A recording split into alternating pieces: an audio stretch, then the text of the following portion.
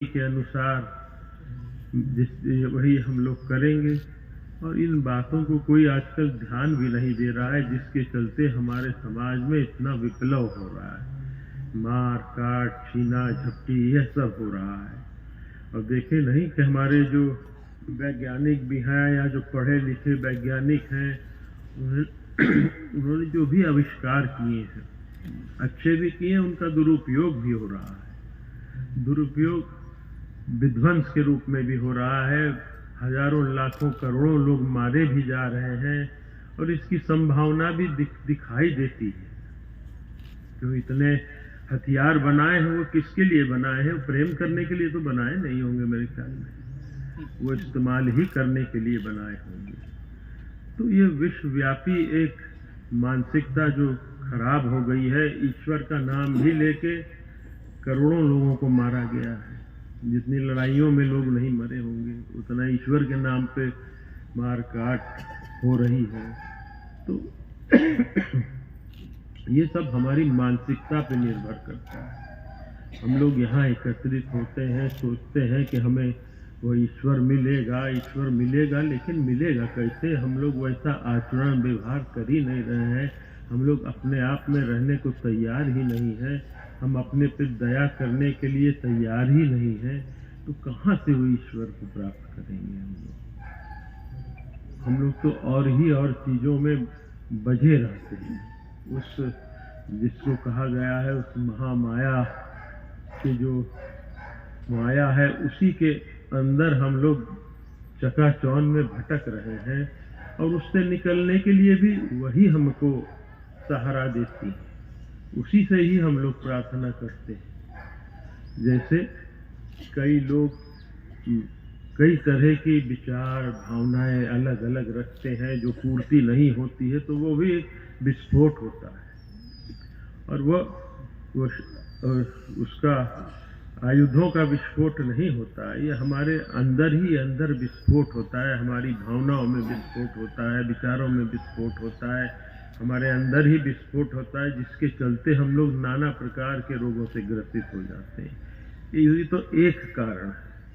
नहीं तो हमारी देखिए लोकतंत्र में, तुष्टीकरण में या हमारे लोभ में, अति लोभ जो होता है, जो मिलावट लोग कर रहे हैं।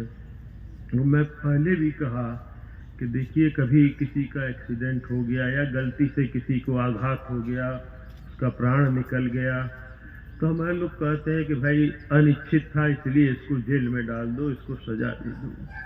लेकिन मैं पहले भी कह चुका हूं कि ये जो मिलावटखोरी है, जहर हम लोगों को दिया जा रहा है, जिससे लाखों करोड़ों लोग प्रभावित हो रहे हैं, उसके लिए कानून है कि नहीं है मैं नहीं जानता, क्योंकि उनके लिए भी कुछ नहीं हो रहा है। और रोज हम लोग वह मिलावटी अन्न जल अपने ग्रहण कर रहे हैं। न हमारा वातावरण शुद्ध रह गया है, न हमारा जल शुद्ध रह गया है, न हमारा अन्न धान कोई भी खाद्य वस्तु शुद्ध नहीं रह गई है। चाहे उससे कितनी हम लोग मोहर लगवा लें, ISI क्या क्या होता है शुद्धता की, और हर कोई शुद्ध ही देता है। उतना दूध दही और ये सारी चीजें, मेवा वगैरह कुछ नहीं है हम लोग, फिर भी सब दूर शुद्ध ही लिखा है। और उसके लिए कानून नहीं होगा तो डॉक्टर भी बढ़ेंगे, अस्पताल भी बढ़ेंगे, और बड़े शान से अस्पताल भी खोले जा रहे हैं। बहुत डॉक्टरी भी पढ़ाई जा रही है, डॉक्टरों के कॉलेज भी खुल रहे हैं। और जिस दिन वो डॉक्टरी वह मिलावटखोरी बंद हो जाएगी, सब जगह शुद्धता होगी, तो कहाँ होगा इन अस्पतालों का, उन डॉक्टर लोगों का क्या करेंगे उन लोग?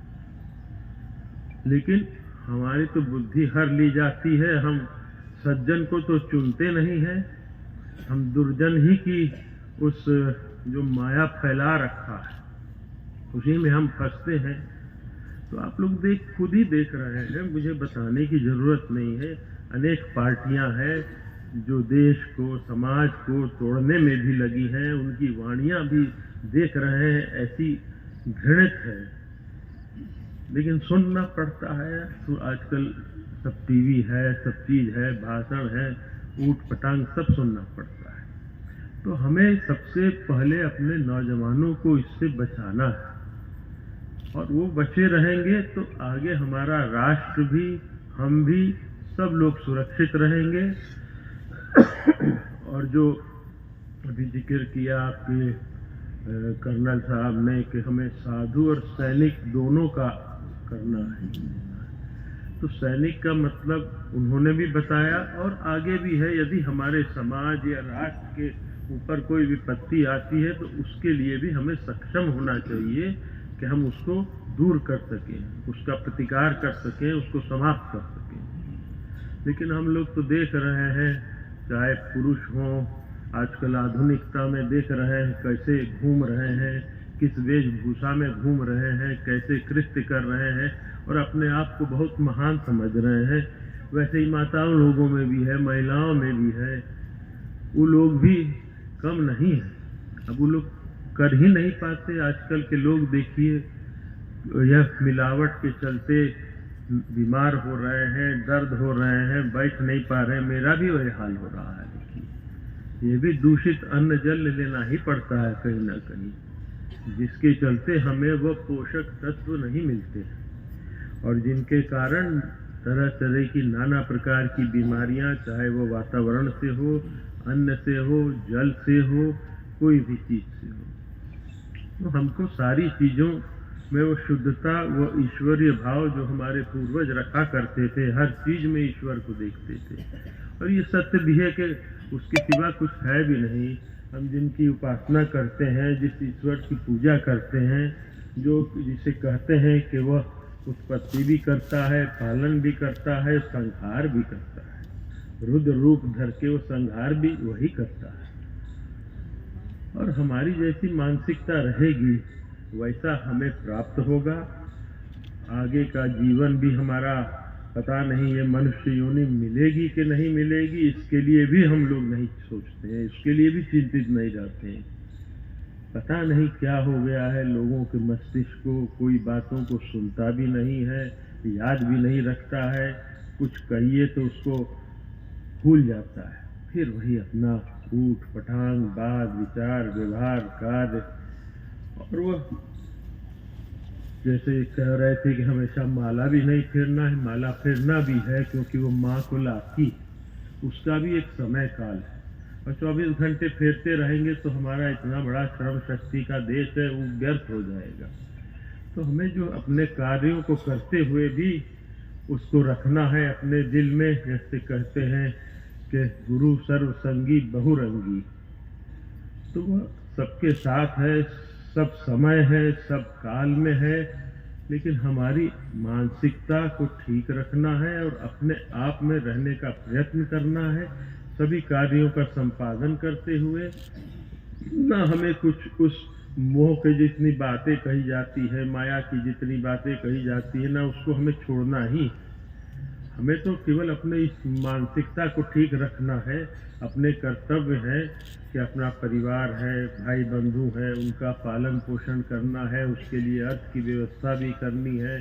हमें वो छोड़ कुछ नहीं देना है। छोड़ देंगे तो कल से आप ही को नहीं पूछेगा कोई कि ये देखिए भिखमंगा कहाँ से आ गया, इसको हटाओ। आजकल देख रहे हैं आर्थिक युग में कि जिसके पास धन होता है उसको सभी पूछते हैं, माई बाबू घर वाले, और जिसके पास किसी कारणवश नहीं रहा तो उसको सब दुत्कारने लगते हैं। हमारे समाज में बहुत खराब स्थिति होती जा रही है। बड़े बुजुर्गों का भी तिरस्कार करते हैं जिन्होंने सब कुछ किया आपके लिए, हमारे लिए, अपने जीवन को त्याग किया। बूढ़े हो गए तो सोचते हैं कि ये कोई काम का नहीं है। सब तिरस्कार प्रताड़ना ये सब देते हैं। और आजकल की जो सीखे हुए हैं, मैं तो देख रहा हूँ, कई बातें नहीं कहना चाहता हूँ इस मंच से, महिलाएं हों चाहे पुरुष हों बराबर के दोषी हैं। अपने ही घर में कोई कमजोर पड़ जाए तो उसका भी सब कुछ छीन लेने के लिए तत्पर रहते हैं कि किसी तरह इसका भी हड़प लिया जाए, छीन लिया जाए। तो ऐसे में कहाँ आप लोग इस देश को, राष्ट्र को नाम रोशन करेंगे, और कहाँ वो ईश्वर और कहाँ ये मानसिकता। कभी नहीं हम लोग सोचते हैं। अपना ही नुकसान, अपने को ही धोखा, अपने को ही गर्त में डालने का हम लोग प्रयत्न न करें। यही आप लोगों से मैं प्रार्थना करूंगा। और इस ईश्वर से भी, सर्वव्यापी से भी प्रार्थना करूंगा कि हम सभी को सद्बुद्धि दे, जिससे कि हम इस जीवन में और आने वाले जो हमारे जीवन हो उसमें एक अच्छे संस्कारी जगह, ऐसी जगह हमें जन्म दे। इस भारतवर्ष एक बहुत ही अच्छा कहा जाता था, लेकिन आजकल एक जगह नहीं है कि कहीं हम लोग रह लें ढंग से, निर्भय होके, शांति से, सुख से, चैन से। तो ये कौन सब उपद्रव कर रहे हैं, उपद्रव करा रहे हैं, या उस लोकतंत्र के नाम पे ढकोसला हो रहा है कि क्या हो रहा है? क्योंकि बाकी सबको तो पढ़ना लिखना है, पढ़ लिख के कोई नौकरी पा जाता है, कोई अधिकारी बन जाता है, कोई कुछ बन जाता है, और नेता बनने के लिए आप अंगूठा छाप भी हैं तो बन सकते हैं। तो बहुत सी विषमताएं हैं, और उस अंगूठा छाप में भी एक बहुत अच्छा व्यक्ति भी रहता है, जो अच्छे पढ़े लिखे लोगों से भी वो आगे सोचता है, भले पढ़ा लिखा ना। ऐसे भी लोग हैं, ऐसा नहीं है कि वो ऐसा नहीं है। तो हम लोग अपने भविष्य के निर्माता अपने हैं। यही मैं आप लोगों से प्रार्थना करता हूँ कि आप और हम यहाँ आते हैं, जुटे हैं, अपना समय देते हैं, श्रम देते हैं, सब कुछ करते हैं। तो बस इतना अपने आप के लिए भी हम लोग सोचें, उस पर भी चिंतन करें। और अधिक अब नहीं कहूँगा मैं, क्योंकि बहुत विलम्ब हो चुका है। आइए इसी के साथ मैं अपने वाणी को विराम देता हूँ। आप सब में बैठी उस प्राणमय भगवती को प्रणाम करता हूँ। जय मां श्री। आइए एक प्रार्थना करके स्वात्मा राम आत्मा राम आत्मा राम आत्मा